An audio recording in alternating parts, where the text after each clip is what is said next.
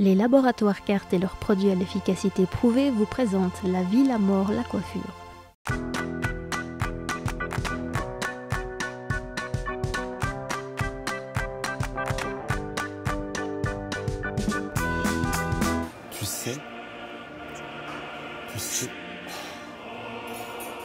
Tu sais qu'elle a 90 ans cette année. 21 avril.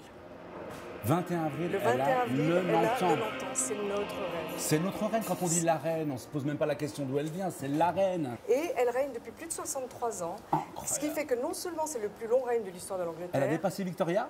Elle a dépassé Victoria, qui pourtant était aussi reine très très jeune. Mais elle a surtout, parce qu'il se tire la bourre, elle a dépassé le roi de Thaïlande. Le roi de Thaïlande ouais. qui va bientôt mourir. Mais ne dis pas ça, tout le Oui, monde va mourir. tout le monde dit, non mais j'étais en Thaïlande dernièrement, alors il paraît qu'il y a un gros problème en Thaïlande, c'est-à-dire qui va monter sur le trône. On parlera de ça une autre fois, on parle de notre reine aujourd'hui. Oui, d'accord, vas-y, continue sur la reine. Tu m'as dit, il va mourir d'un air dramatique. Oui, parce elle ne va pas mourir, elle est en pleine forme, elle est au taquet. Alors elle est au taquet. Tu la vois, elle fait comme ça, elle est à fond, quoi. Elle est incroyable. Elle est incroyable, elle ne capitulera jamais. Alors le pauvre Charles, s'il veut reprendre la boutique, il a intérêt à attendre. Oui, le pauvre Charles. Tu étais amoureuse du prince Charles quand tu étais jeune. Ouais. J'étais amoureuse bien de choisi. Keith Richards. José Garcia, Bruno Solo, le prince Charles et Keith Richards. Ouais. Mais Keith Richards et le prince Charles, j'étais amoureuse en même temps. Il m'a marché sur le cœur quand il a épousé la Diana. Ah. Ça lui a pas porté bonheur. Quand il s'est remarié, tu as remarché sur le cœur une deuxième fois. Non, parce que là, j'avais un peu changé de goût quand même. Un petit peu quand même. Donc, les femmes en Angleterre sont dynastes. Oui, alors quand on a préparé cette émission, j'ai dit les femmes sont dynastes, comme dans beaucoup d'autres pays d'ailleurs, les femmes sont dynastes. Et toi, tu as pensé que c'était un truc style dyslexique ou que c'était un machin orthopédique. Dynastie quand même, même si j'invente des mots, excuse-moi, mais dynaste. Bon, c'est vrai que tu m'as surpris parce que dynaste, je ne savais pas que c'était les femmes qui avaient le droit de régner. Alors qu'en France, ça a été la loi salique jusqu'au nouveau régime. Donc aucune femme ne pouvait régner. La loi salique, c'est tu as une paire de couilles, tu peux régner. Voilà. Mais ça fout un bordel dans l'histoire de France. Enfin bref, ça nous ferait trop long à raconter. Alors que en Angleterre, comme dans beaucoup d'autres pays, les femmes sont dynastes. Donc, des années de règne, une reine quand même assez populaire, quand même, il faut le dire ce qu'il y a, elle est très populaire.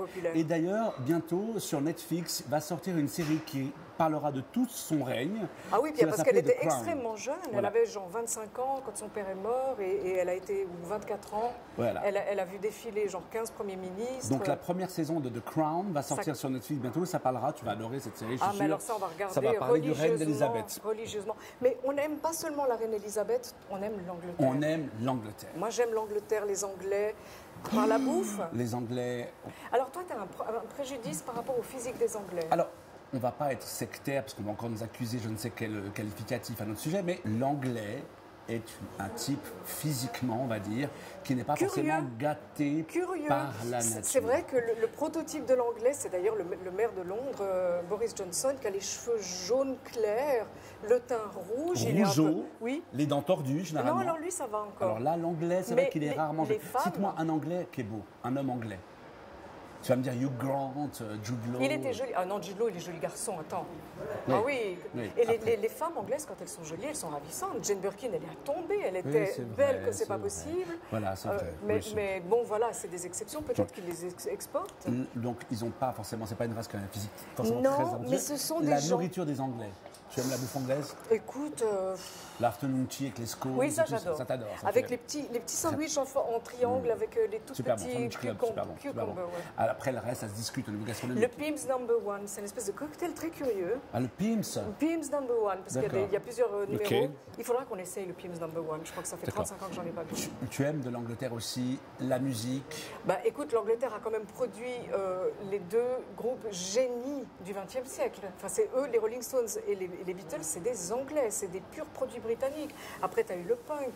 Et moi, j'aime leur musique, j'aime leur cinéma, j'aime leur... nous, on est des fans de Downton Abbey. Attends, laisse tomber. Donc, t'aimes la musique, t'aimes le cinéma, t'aimes tout au niveau culturel de ce qu'ils présentent. Oui, parce que je t'expliquais... Le raffinement. Ils ont un raffinement qui inclut la vulgarité, parce que ça fait partie de la culture. Oui, c'est vrai. C'est-à-dire que tu peux... le punk n'était pas raffiné, mais il a donné lieu à toute une série de choses super intéressantes dans la mode, dans la littérature, dans la musique. Et si tu veux, les Anglais sont des insulaires, c'est-à-dire ce sont des habitants des îles et tous les insulaires sont des gens intéressants. Moi, je trouve. Et alors, les Anglais, ils ont d'abord un humour, jamais je m'en remettrai, tellement je les trouve drôles. Et ils ont le truc du non-sens, l'humour du non-sens. On appelle ça non-sens humor. Tu parlais du cinéma, on peut parler des Full Monty. Les Full Monty, mais avant ça, il y avait les Monty Python. Il y avait les Monty Python, Mr Bean. Alors, Mr Bean, ça m'a jamais fait rire. Le gros, il m'a jamais fait rire non plus. Mais Mr Bean, ça te fait rire, toi? Mr Bean, non, ça me fait pas trop rire. Mais bon, c'est pas grave. Non, ça me fait pas trop rire. Ils ont un sens de la répartie. Tiens, pour en revenir à la reine, je vais te donner un sens de la répartie. Pendant la Deuxième Guerre mondiale, Londres a subi, comme tu le sais, un blitzkrieg qui a duré des mois et des mois. C'était effrayant. Et tout le Parlement a demandé à la mère d'Élisabeth, qui s'appelait aussi Élisabeth. Elle s'appelait toute Élisabeth. Ouais, je sais pas pourquoi. C'est de mère en fille, c'est comme ça. Ça se trouve, leur corgi s'appelle Élisabeth aussi. Leur corgi s'appelle Élisabeth. Je te parlerai des corgis après. Ouais, le Parlement a demandé officiellement à la reine de partir avec les deux petites filles. Ouais. Et la reine a simplement répondu ces phrases-là. Les enfants ne partiront pas sans moi. Je ne partirai pas sans le roi. Et le roi ne partira pas. Ouais. Très beau film aussi qui me fait penser à ça. Le père d'Élisabeth, Georges, le combienième là? Oh, bah, c'est 5 ou 6. C'est pas 5 ou 6. Le roi bègue, magnifique film, Le discours d'un roi avec Colin Firth. Ouais. Et puis un autre film anglais qu'on a beaucoup aimé, c'est le Stephen Frears avec Helen Mirren, qui jouait le rôle d'Élisabeth, qui lui ressemblait étrangement. Mais c'est incroyable. Helen Mirren, quelle belle femme aussi. Elle va avoir 70 ans, je peux te dire. J'aime bien quand ils sont, on dirait Michel Drucker, Helen Mirren, quelle belle femme. Oui, quand même. Le pauvre Drucker, t'as vu, il ne peut plus avoir son dimanche après-midi. Mais non. Qu'est-ce qu'ils vont nous mettre? Mais je sais pas, qu'est-ce qui pourrait le remplacer? le soir quand même, ils l'ont dit, bref et tout. Tu regardes des émissions anglaises? Moi j'aime assez, j'aimais bien The Cône quand il faisait avec Jean-Paul Gaultier sur la BBC, son émission un peu Frenchy comme ça. Ils adorent les Frenchies. J'aime bien les émissions anglaises. Je regarde en ce moment The Voice UK. Ouais, vachement bien. Très très bien. Mais c'est pas l'Angleterre a un incroyable talent, ça c'est encore autre chose. Oui, aussi l'Angleterre. Il y a dans tous les pays du monde, il y a un incroyable talent. Il y a même en Corée du Sud. Parce que Corée du Nord. On était toi et moi en deuil. Je vais juste terminer pour les corgis. Parce qu'elle a toujours eu des corgis et à un moment donné ils sont devenus psychopathes. Je ne sais pas pourquoi, ils ont commencé à mordre les gens de manière intempestive et elle a dû faire une thérapie de groupe avec, non pas elle, pas notre reine, c'est assis pour dire et comment tu le vis au niveau du vécu, mais elle a dû faire venir un comportementaliste pour chiens à Buckingham, parce que ces chiens mordaient tout ce qui bougeait. Ben on disait, tu peux pas, même si c'est la reine, tu mords les gens, il y a des enfants. C'est vrai qu'elle est passionnée par les animaux. Les chevaux, qui étaient les grandes dames de la princesse Diana, qui détestaient monter à cheval. Et les chevaux et les corgis. Attends, elle devait se taper des vacances en Écosse, c'est mal chauffé, c'est lugubre, c'est joli, 2 semaines par an quand il y a de la lumière, et voilà, je vais me faire démonter par tous les Écossais. Elle a un tempérament particulier, mais elle a un tempérament. Elle a du tempérament. Comme la Lady Grantham, qui a du tempérament. Alors, c'est une comtesse douairière. On a vécu, toi et moi, un moment énorme, la fin de Downton Abbey. Abbey, c'est Downton Abbey. Downton Abbey. Downton Abbey. Écoute, ça a été, moi j'ai pleuré. Tout le dernier épisode, j'ai pleuré. 6e saison magnifique. Ouais, superbe. C'est la fin d'un monde et on peut dire, en parlant de Downton Abbey, qui a reçu toutes les récompenses qu'on peut rêver avoir, ils les ont eues. Une des rares séries britanniques qui a traversé l'Atlantique, qui a remporté un énorme succès aux États-Unis. Ouais. Ça n'a pas été souvent le cas. Je sais pas, je connais mal le reste, mais je dois dire que Downton Abbey, c'est non seulement extrêmement bien joué, on parlera après de Lady Grantham, mais en plus, ça montre extrêmement bien la fin d'un monde. Et au fond, c'est la fin du 19e siècle. Comme on peut dire que le 21e siècle a commencé le 11 septembre 2011, on peut dire que le 19e s'est arrêté à la fin de la guerre de 14-18. Et surtout en Angleterre, dans la case des privilégiés. Oui. Et alors moi, je recommande à tout le monde, tout est intéressant, on s'ennuie jamais, on rit, on pleure. Et puis c'est extraordinaire. J'ai une anecdote. Dernièrement, j'ai conseillé cette série à des gens qui ne l'avaient jamais vue. J'ai conseillé évidemment de commencer par la saison 1. J'étais là, un machin anglais, bon, c'était pas très chaud et tout. Plus. Ils sont tombés dedans, ils sont à la saison 4, ils n'arrêtent plus. Et au départ, c'est pas un public qui était forcément intéressé par ce sujet-là, tu vois. D'abord, c'est drôle aussi, c'est super drôle.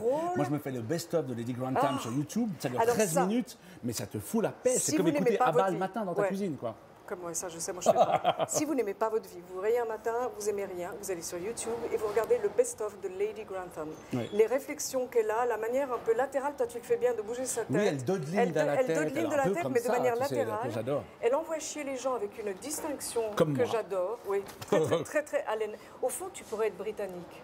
Ah, moi, j'ai du sang britannique, donc j'ai pas. Mais j'ai pas les dents tordues, donc. Non, mais je rigole. Oh, je rigole. Non, mais je pourrais être anglais, tu penses? Ouais, je te fais britannique d'honneur. D'accord, tu me fais britannique d'honneur. Le mec qui a écrit Downton Abbey, c'est Julian Fellows. Voilà. Julian Fellows, c'est un type assez extraordinaire parce que il a peut-être tout juste 60 ans, 62. Et au fond, il dit, écoutez, arrêtez de parler du Swing in London, c'est pas vrai. Les années 60 n'ont pas eu lieu dans les années 60, mais dans les années 70. C'est-à-dire, on a pu, dans les années 70, fumer des joints, s'envoyer en l'air, etc. Et lui, c'est trop long. Non, non. J'adore quand tu donnes l'image. Continue. Donc, c'était pas les années 70, c'était les années 60. Alors bref, Julian Fellowes, il a aussi, que je sache, coécrit un chef-d'œuvre et qui parle de la même chose de Altman qui s'appelle Gosford Park, et qui parle de la même chose, c'est-à-dire relation horizontale entre les maîtres, les serviteurs, relation verticale, un film parfait. Tu parles du cinéma, on a en Angleterre ce qu'on appelle les BAFTA. Qui correspond à leur César et leurs Oscars. Le César, c'est hyper chiant. Il faut dire ce qui est. Tu dis chaque année, mais tu les regardes chaque année. Non, je les regarde de moins en moins, les Césars. Mais les BAFTA, cette année, ils nous ont fait un truc incroyable qui s'appelle la Kiss Cam. Non, il disait d'abord, on adore les Américains avec leur humour grinçant, on adore les Américains et on adore spécialement leur démonstration d'affection. La Kiss Cam, c'est dans les matchs de basketball, je suis avec toi, tout à coup, on voit qu'il y a un cœur, alors on doit s'embrasser, voilà. Alors il y en a qui se roulent des pelles. Il y en a partout. Et ils ont fait ça au BAFTA. Et c'est tombé sur Maggie Smith, donc Lady Grantham, et Leonardo DiCaprio, qui enfin a eu son Oscar tant attendu. Oui. Et on regarde le bisou de DiCaprio à Maggie Smith, Dame Maggie Smith, parce qu'elle a été anoblie par la reine. Elle anoblit tout le monde. Elle anoblit tout le monde. Tout le monde. It's Maggie Smith and Leonardo DiCaprio! Yes! Now that's a marriage made in heaven, if ever there were one.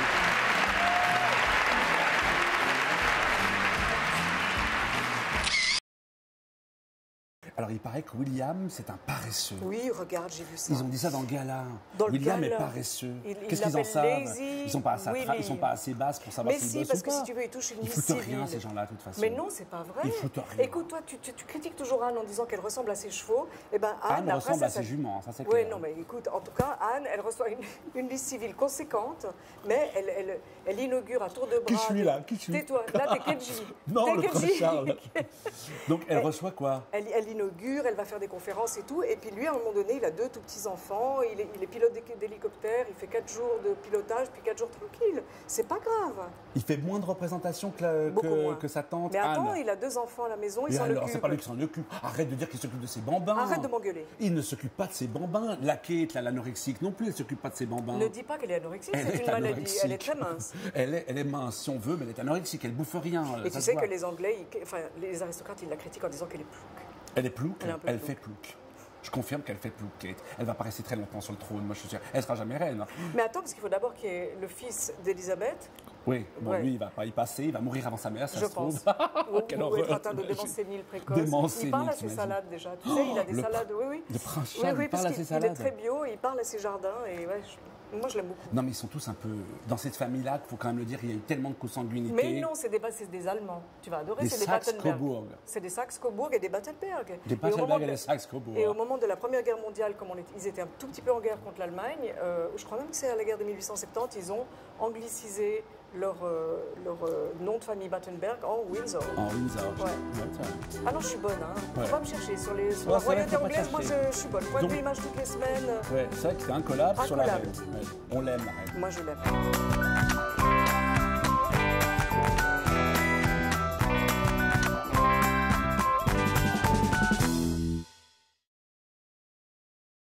Les laboratoires Carte et leurs produits à l'efficacité prouvée vous ont présenté La vie, la mort, la coiffure.